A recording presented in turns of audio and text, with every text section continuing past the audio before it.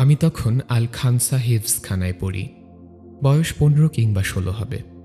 আমাদের হালাকায় এক মাঝবয়সী মহিলা ছিলেন, আফ্রিকান মহিলা। একদিন দোয়া কবুলের তালিম চলছিল। তখন সেই মহিলা কান্না করতে করতে বলেন, আমার মেয়ে অনেক জেদি। সে এমন কিছুর আবদার করছিল যা আমরা সবাই বুঝতাম যে বিষয়টা অসম্ভব। তার বয়স হচ্ছিল।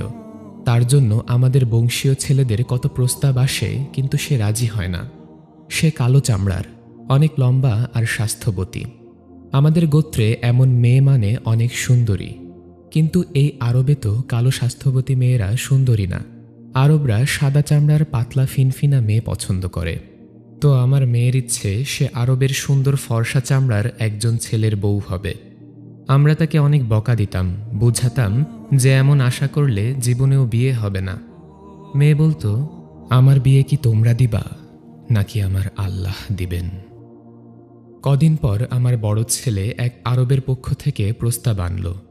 আমরা সবাই খুশি হলাম অনেক, কিন্তু আমার মেয়ে না করে দিল। কারণ সেই আরব লোকটা বৃদ্ধ ছিল আর তার আগের 3 জন বউ ছিল। আমার মেয়ের খুব রাগ হলো আর আমাদেরকে সাফ জানিয়ে দিল যে সে দিনদার আরব নীলচোখওয়ালা সুন্দর যুবক চায় আল্লাহর কাছে।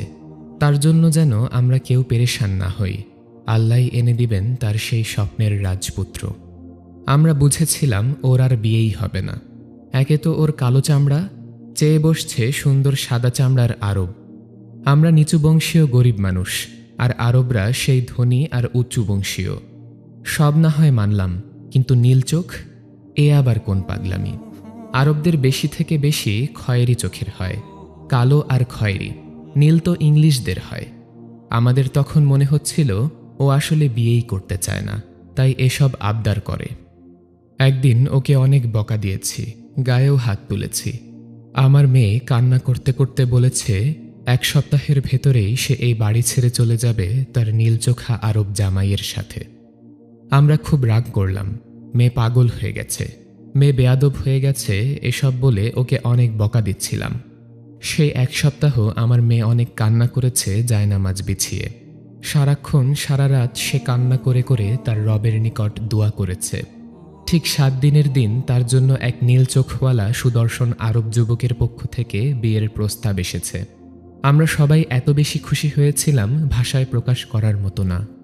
ওয়াল্লাহি, যদি মানুষকে সিজদা করা জায়েজ থাকতো, শিরক না হতো, তাহলে সেদিন আমরা সবাই আমার সেই আল্লাহওয়ালা মেয়েকে সিজদা করতাম।